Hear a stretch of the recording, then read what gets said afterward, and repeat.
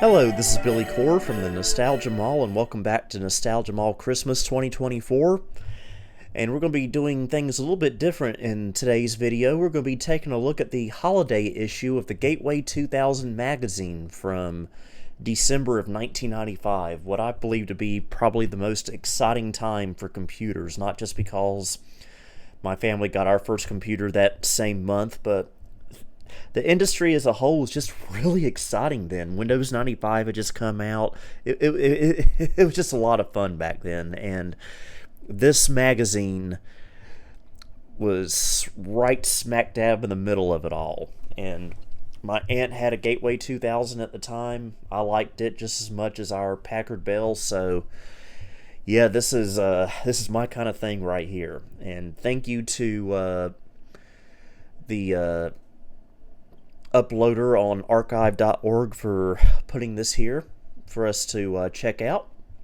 So here's the cover of it. Getting the most out of your Gateway 2000 connection. Now, I actually have a physical copy of the winter 1996 one from December of 96. My aunt gave that to me years ago. I think I did a video about it years ago as well. So if you want to check that out, it's there somewhere. But this is the 1995 edition. So let's open it up. And you get, oh yes, you get a letter from Ted, Chairman and CEO of Gateway 2000. We are very aware, I'm going to try to make this sound as very tech CEO as possible. We are very aware that there are lots of places in the world where you can buy a PC, software or peripheral, so we will always appreciate your decision to go Gateway. Our top priority continues to be bringing customers the best value in products and services. Without you, we're toast, so thanks again. Sounded more like a very deranged Bill Gates with that voice, but and by the way, you can pause and read any part of this that you want. Hopefully this is coming out okay. I'm using OBS in kind of a bizarre way. And ooh, look at all these computer games. Never had any of these except for Freddy Fish, of course. I just realized I can't really point at anything. I forgot I turned the cursor off on OBS, but yeah, Freddy Fish and the Case of the Missing Kelp Seeds, the best one in the series, I think. First humongous entertainment game I ever played, and it was on a Gateway 2000, coincidentally. So yeah, this, despite being a magazine, this was all just a glorified advertisement for Gateway 2000. But it was done in a fun and entertaining way. 1996 will be a very exciting and challenging year for the PC industry. Yeah, I still remember rewinding. Hello, I'm Elmer Fudd. I'm going to talk about hard drives. I still remember rewinding dbase and Clipper code to fit in a 640k DOS memory limitation. That was pretty sticky stuff. Okay, I'm not going to do that for the whole video. The cost of a 1 gig hard drive today is approximately the same as a 120 meg drive 3 years ago. Yeah, now we're on cheap SSDs. And what does Windows 95 really mean to you and us? Yeah, we've all heard of all the hype, but so what? So, you finally got your PC running just the way you want, and yeah, why go through the hassle? Okay, apparently Joe Pesci is here now. Again, you will be able to pause this and read the rest of this. Have a great holiday season and get your PC ready for a great 1996. It will be a year filled with tons of new and exciting applications that will greatly enhance the way you work and play. Yeah, 1996, I think, was probably one of the most exciting years for me personally for computers. It was still all new to me. It was our first full year of a computer, and we were learning all this stuff, and it was exciting. And tired of explaining the Gateway 2000 phenomenon to your non-PC literate friends and neighbors? Yeah, it was 1995. No one could shut up about Gateway 2000s. They were all over TV. That's some sarcasm there. Take heart. We're launching a national television advertising campaign this fall in an attempt to educate the masses about Gateway 2000. What is it, a religion now? We want everyone to know the advantages of buying a PC direct from your friend in the business. Watch for Susie. She's the novel character we've created to convey the Gateway message in these ads. After you've seen a few of these commercials, let us know what you think. Email your comments and or suggestions to gwaytv@gw2k.com. Now, I would like to find that ad. It might be on YouTube. I'll have to check that out. And you just received your PC with Windows 95 pre-installed, or you just installed the Windows 95 upgrade. You have this really neat MS-DOS based game that you bought, but when you try to use it, it doesn't work because the CD-ROM and the sound card aren't working when you try to run the program. Okay, I'm not going to do that. And worst of all, your kid's whining because he or she can't play his or her new game. And this goes into showing how to configure MS-DOS mode in Windows 95. The chicken and the egg dilemma in the PC industry. Wow, you just fired up your new system and you were enjoying a surge of techno lust. Can we say that on YouTube? Okay, I guess we can. In anticipation of one of the system's special goodies, a new 4-speed CD-ROM drive. You pop in your favorite multimedia title wondering what it's going to be like to play it on steroids, but disappointment grips you when the software runs just the way it did on the old system with its 2X drive. Yeah, this goes into CD-ROM speeds and stuff. It talks about how CDs were made and stuff. But the problem remains. What people want always outplaces reality when it comes to something as dynamic and fast-changing as personal computing. The I of ISDN stands for integrated, and the most tangible benefit that this brings you is the ability to send and receive phone calls on the same line you are using for surfing the net simultaneously. Yay! Family entertainment at its best for $99. The sequel. So, what does this come with? You get something called Siberia, SimCity, we all know that. Rand McNally's Tripmaker. I think I had a later version of that back in the day. Toonland, that came pre-installed on Packard Bells, as well as Weekend Home Projects. The 70 million households phone book. I would like to see. Clark Howard's Consumer Survival Kit for Windows. Oh, I remember my dad used to listen to that guy on the radio back in the early 2000s when he'd pick me up from school. Not the most exciting guy in the world. And of course, The Seventh Guest. I remember my aunt having that game. I never played it, but I've heard it's a classic. And oh, that's a beautiful looking Gateway 2000 system right there. Alright, we get some, finally get to some products here. We get, what is a belly button? Now,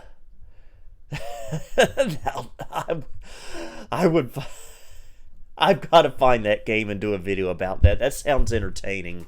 What is a belly button? The Tale of Peter Rabbit. That sounds vaguely familiar. I don't think I ever had it, but I think I remember seeing it back in the day. Cinderella, the original fairy tale. Freddy Fish in the Case of the Missing Kelp Seeds. One of my favorites, like I mentioned earlier. And Pocahontas Reading Adventure. Oh yeah, and the 10th anniversary bundle. Yeah, this was Gateway's 10th anniversary. You get BioForge, Magic Carpet 2, The Netherworlds, and Wing Commander 3. Game that does not like EMS memory. I have found that out the hard way. Very hard game to get running in DOS. And you can get the Sports Pack, which comes with it looks like a Gravis gamepad with Unnecessary Roughness 95, Hardball 4, FIFA International Soccer, PGA Tour Golf, NHL Hockey 95, and NASCAR Racing, which I remember my brother playing on the Packard Bell back in the day. And I remember being fascinated by the part in it where you could design your own car. And the Flight Pack, which is a bunch of flight simulators, it looks like, with Tactical Fighter Experiment, Aces Over Europe, Maximum Komachi, Strike Commander CD, Privateer CD, Wing Commander Armada, Warplanes, and you can also get the upgrade CD for Windows 95, Office 95, or you can get both for $349. Yeah, even back then, Microsoft Office was not a cheap investment. And that's one of the reasons why I am a LibreOffice peasant to this day. I love seeing that gateway in the kitchen there. Special thanks to Vandermeer Bakery in Lamars, Iowa, proud owner of 2 Gateway PCs. And I even have that monitor as well. Let's see, with the P5 120 family PC, back then you can get it with a Pentium 120, 8 megs of memory. That's a little lower than I would expect for a Pentium 120. 1.62 gig hard drive, PCI video accelerator, probably a Mach 64, 6-speed CD-ROM drive, 16-bit sound card, probably one of those awful and sonic soundscapes, telepath modem, gateway information highway CD, disk drive, 15-inch Vividtron monitor, which I have 2 of, the 7-bay desktop case, don't have one of those at the moment, keyboard, Microsoft Mouse 2.0, Windows 95, the Generations 2 software collection, and gateway service and support for $2,500. But again, I have to question the lack of memory. I would expect at least 16 megs on that. And Windows 95 tips, because people were still figuring out how to use this newfangled start menu thing. Oh yeah, isn't that amazing? You could create a shortcut to your A drive. Huh. Wow. Getting the most out of your gateway connection, basically showing you how to use their online service, I guess. Nothing really exciting there. Yeah, I'm really more interested in seeing the products they have. Oh, there was a Gateway 2000 BBS. I would have liked to have seen that. It shows you a list of the files you could get off of their BBS. Oh, here's a Gateway 2000 Solo. And oh, this would have been amazing to have had back in the day. An active matrix display, 75 megahertz Pentium, 8 megs of RAM, which I'll let that go since it's a laptop. 540 meg hard drive, a little small, but again, it's a laptop, we can excuse it. Floppy drive, CD-ROM, looks like it was a dual spindle, so you'd have to swap between the CD-ROM and floppy.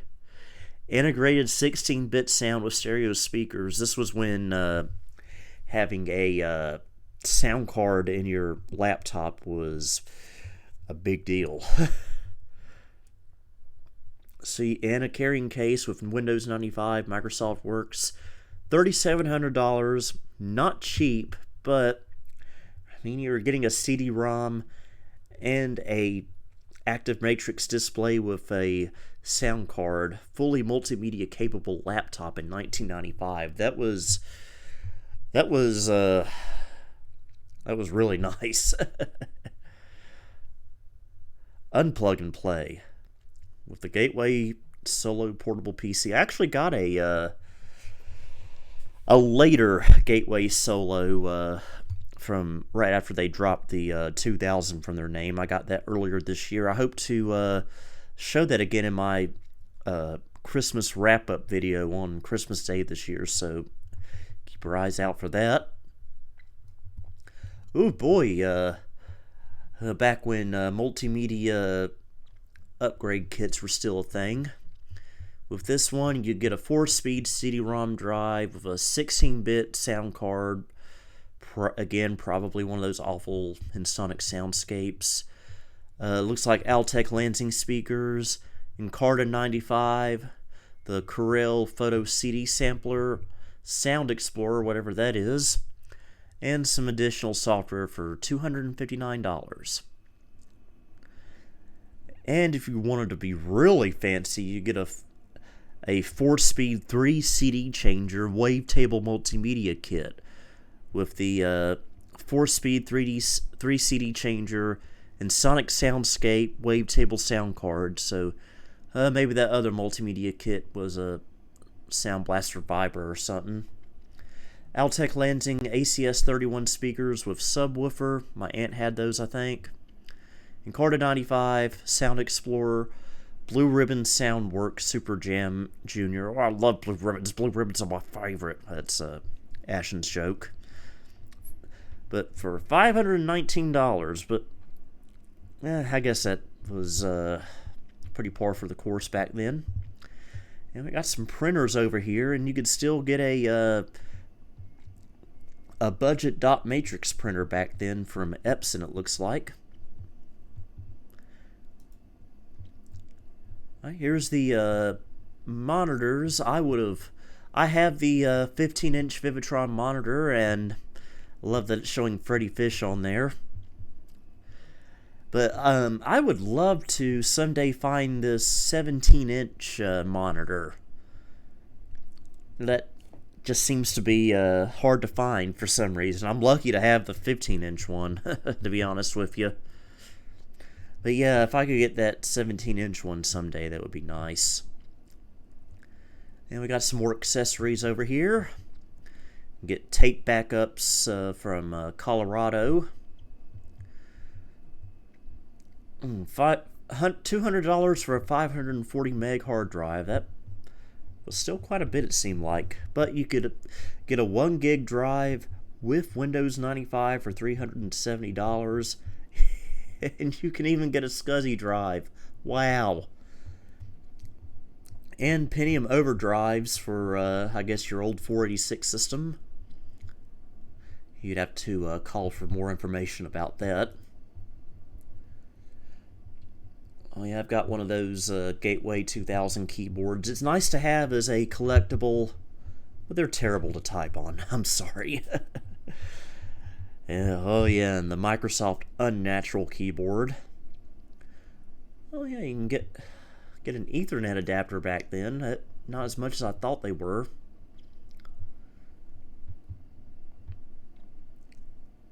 There's the order form on there with the oh yeah, well now we can dox Gateway 2000. That no longer exists. And options for laptops. Oh, I love the look of that Panasonic PCMCIA drive. Oh yeah, PC moves for kids. Did you notice every kid's activity back then included mazes like that? Oh, there's a Saturday morning cartoon lineup. Captain Kangamoo, Beef Witch, Caltoon Express, Let's Milk a Deal, Moo's Break, Leave It to Beefer, Moosh, Fodder Knows Best, MacGyver, and, oh, this one didn't age well, The Cowsby Show. Well, you see, Rudy, Theo, we got the Gateway 2000 because it has the Pentium chip.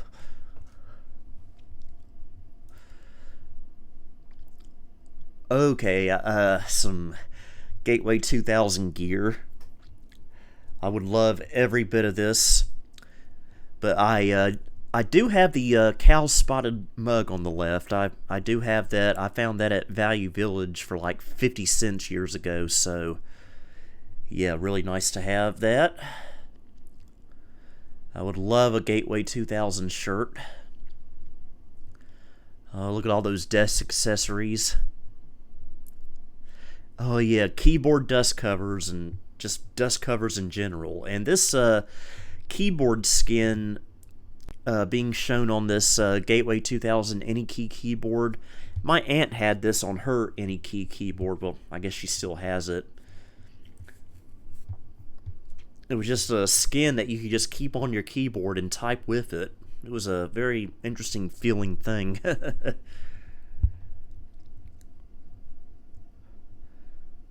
Let's see what else we got here. Oh yeah, people complaining about the system requirements for Windows 95. And this new keyboard, this new microphone is making my hand fall asleep holding it. Oh yeah, the Tale of Mount Bovine and the Incredible Computing Adventure. Ooh. With the Heifer family. Wasn't that the cow on Rocco's Modern Life? Yeah, again, this is just a glorified way to advertise computers. I do love the look of that one, though. New MPEG technology for movie quality video. And 850 meg hard drives minimum on all Gateway PCs. Yeah, my aunt, she bought hers in late spring of 1995. It was a P5 100 XL tower, and she got the works on it. Highest dollar one you could possibly get. But hey, it still works to this day. Oh, I would love to have that Crystal Scan 17-inch monitor. I do have a Gateway 2000 with that case style, actually. My P5 166 XL. That will probably be seen in my Christmas Day video next week. And all Gateway 2000s include Microsoft Windows 95 with the Generations 2 software collection. Oh, I want that Crystal Scan monitor so bad. Oh, and you get Julia Child's CD-ROM. And Mayo Clinic Family Health, Packard Bells came with that, I believe. Love seeing those old boxes. Looks like I see the Microsoft Entertainment Packs sitting there, too. Another good-looking computer with the information superhighway. Oh, I would love to be in that room with all those Gateway 2000s and very 90s looking people. With cool looking nerdy Santa. Alright, here's what the here's the spec list of their most popular computers at the time. And all these were the desktop form factor except for the Holiday XL. I believe I had this computer years ago. I wound up selling it when I got my P590 several years ago. But Pentium 133, 16 megs of memory, 1.6 gig hard drive, Matrox video. Matrox is not that good, by the way. $3,700, but hey, you got what you paid for, and it was a really good computer, I imagine. Let's see what that Generations 2 software collection had. You get Encarta 96, Microsoft Cinemania 96, Microsoft Julia Child, Home Cooking with Master Chefs. Microsoft Bob for Gateway 2000. So, yeah, late 1995, you could still get the wonders that was Microsoft Bob. Works 95, Publisher 95, Money 4.0, Microsoft Golf, Microsoft Music Central 96, Microsoft CD Sampler. I think I've shown that in a video before. The entertainment packs, all 4 of them. Cash Graph Home Office Plus, Mayo Clinic Family Health Book, Media Matrix Arcade MPEG Player, and the Master's Interactive Journey through its 6-year history for MPEG. Why am I even reading this stuff? You can read it. Why am I wasting my voice? Oh, and the professional systems, this is what my aunt got back in the day. That's how she wound up with her P5 XL. Of course, she got hers in the spring of 95, so it was already old news by the time this magazine came around. Oh yeah, get your multimedia upgrades, CH flight stick.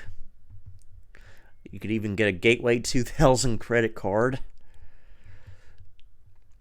10th anniversary collection. I think we saw that earlier.